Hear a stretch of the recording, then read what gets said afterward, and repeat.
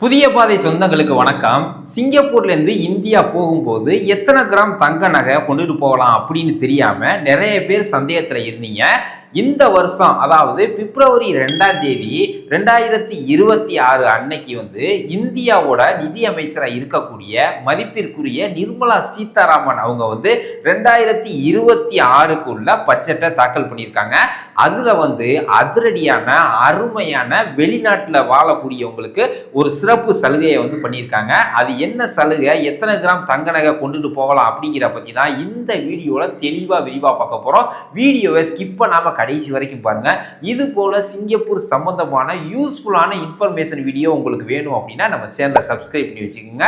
இது வரைக்கும் நம்ம சேனலை சப்ஸ்கிரைப் பண்ணலையா, உடனே சப்ஸ்கிரைப் பண்ணிட்டு பெல் ஐக்கனை கிளிக் பண்ணிட்டு நோட்டிபிகேஷன் ஆன் கொடுத்து வச்சுக்கோங்க. அது மட்டும் இல்லாம நம்மளுடைய மெம்பர்ஷிப்லையும் ஜாயின் பண்ணிட்டு சப்போர்ட் பண்ணுங்க. அப்பதான் நம்ம போடுற ஒவ்வொரு வீடியோ உங்களுக்கு உடனுக்குடன் கிடைக்கும். வாங்க அது எப்படின்னு பார்த்துடலாம். ஃப்ரெண்ட்ஸ், இதுக்கு முன்னாடி உள்ள சட்டம் என்ன சொல்லுதுன்னா, அதாவது 2016 இருந்து நீங்க வெளிநாட்டிலையோ அல்லது சிங்கப்பூர்ல இருந்தோ நீங்க இந்தியா திரும்பும் போது, அதாவது ஒரு பெண் பயணியா இருந்து வெளிநாட்டுல ஒரு வருஷத்துக்கு குறையாம நீங்க தங்கியிருந்தீங்க அப்படின்னா 40 கிராம் எடையுள்ள தங்க நகை, அதாவது 1 லட்சம் மதிப்புள்ள தங்க நகை மட்டும்தான் எடுத்துட்டு வரலாம் அப்படின்னு சொல்லியிருந்தாங்க. இதே ஒரு ஆண் பயணியா இருந்து நீங்க ஒரு வருஷத்துக்கு குறையாம நீங்க வெளிநாட்டுல இருந்தீங்க அப்படின்னா 20 கிராம் தங்க நகை, அதாவது 50,000 மதிப்புள்ள தங்க நகை மட்டும்தான் நீங்க எடுத்துட்டு வரலாம் அப்படின்னு இதுக்கு முன்னாடி உள்ள சட்டம் சொல்லுது.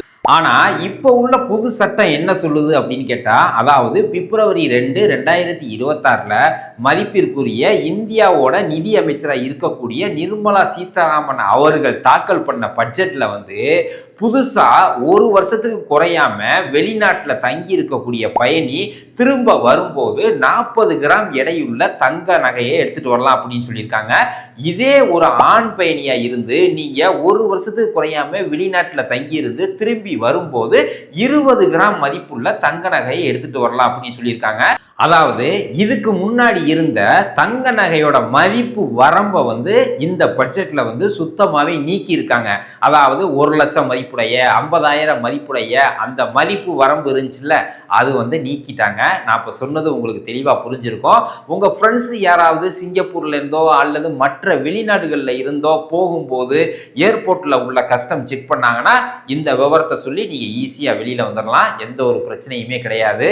ஃப்ரெண்ட்ஸ், இன்னொரு முக்கியமான விஷயம், இந்த சட்டம் யாருக்கெல்லாம் பொருந்தாது அப்படின்னு கேட்டால், கோல்டு காயினும் கோல்டு பாரும் கொண்டுட்டு வர்றாங்கல்ல, அவங்க இந்த டூட்டி ஃப்ரீ கிடையாது. நீங்கள் ஃபுல்லாக டூட்டி கட்டி தான் இந்த கோல்டு காயினாக இருந்தாலும் சரி அல்லது கோல்டு பாராக இருந்தாலும் சரி எடுத்துகிட்டு வரணும். இதை நல்லா ஞாபகத்தில் வச்சுக்கோங்க. அதே போல் இன்னொரு முக்கியமான விஷயம், எடுத்துக்காட்டுக்கு நீங்கள் ஒரு வருஷத்துக்கு குறையாமல் சிங்கப்பூர்லையோ அல்லது மற்ற வெளிநாடுகள்லையோ இருக்கீங்க, 20 கிராமுக்கு அதிகமாக வாங்கிட்டு வரும்போது உங்களை கஸ்டம் ஆஃபீஸர் பிடிக்கிறாங்க அப்படின்னா, அதாவது ஒரு 25 கிராம் கொண்டுட்டு வர்றாங்க, 20 கிராம் தான் டியூட்டி ஃப்ரீ, அப்போ 5 கிராம் கூட இருக்குது.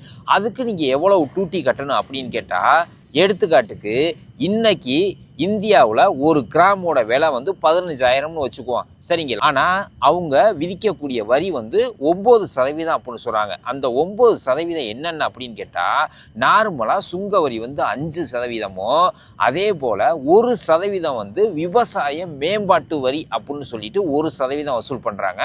அது இல்லாமல் 3% ஜிஎஸ்டி அப்படின்னு சொல்கிறாங்க. இது எல்லாம் சேர்த்து தான் 9% வரி கட்டணும் அப்படின்னு சொல்கிறாங்க. எடுத்துக்காட்டுக்கு இப்போ 15,000 ஒரு கிராம், 15,000 வகுத்தல் 9% போட்டிங்க அப்படின்னா 1,666 ரூபா நீங்கள் ஒரு கிராமுக்கு வரி கட்டுற மாதிரி இருக்கும், சரிங்களா? நான் இப்போ சொன்னது உங்களுக்கு தெளிவாக புரிஞ்சிருக்கும் அப்படின்னு நம்புகிறேன்.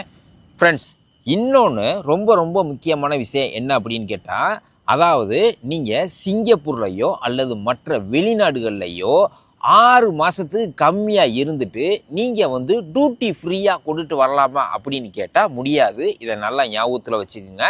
நீங்கள் வாங்கிட்டு வர்ற ஒவ்வொரு கிராமுக்கும் 36% வரி வசூலிப்பதாக அவங்க சொல்கிறாங்க. அதாவது இப்போ தாக்கல் பண்ண 2026 பட்ஜெட்டில் 6 மாதத்துக்கு கம்மியாக நீங்கள் சிங்கப்பூர்லையோ மற்ற வெளிநாடுகளையோ தங்கி இருந்துட்டு நீங்கள் நகையில் வாங்கிட்டு வந்தீங்க அப்படின்னா எல்லாத்துக்குமே 36% வரி கட்டணும் பண்ணணும் அப்படின்னு சொல்றாங்க. நான் அப்ப சொன்னதை நல்லா ஞாபகத்துல வச்சுக்கோங்க, சரிங்களா? இதுல ஏதாவது உங்களுக்கு சந்தேகம் இருந்துச்சுன்னா மறக்காம கமெண்ட் பண்ணுங்க. உங்களுக்கு அப்படி வேற ஏதாவது வீடியோ வேணும் அப்படின்னாலும் மறக்காம கமெண்ட் பண்ணுங்க. உங்க ஃப்ரெண்ட்ஸ் யாராவது சிங்கப்பூர்ல இருந்தோ அல்லது மற்ற வெளிநாடுகள்ல இருந்தோ எத்தனை கிராம் எடுத்துட்டு போறோம்னு தெரியல அப்படின்னு குழப்பத்துல இருக்கிறவங்களுக்கு இந்த வீடியோ மறக்காம ஷேர் பண்ணி விடுங்க. அவங்க வந்து கஸ்டம் ஆபீசர்கிட்ட ஏதாவது பிடிபட்டாங்கன்னா இந்த சட்ட திருத்தத்தை சொல்லி ஈஸியா வெளியில வந்துடலாம். மறக்காம நம்ம சேனலை சப்ஸ்கிரைப் பண்ணி வச்சுங்க. மீண்டும் ஒரு அடுத்த நல்ல பயனுள்ள அப்டேட்ல உங்களை சந்திக்கிறேன். போயிட்டு வரேன்.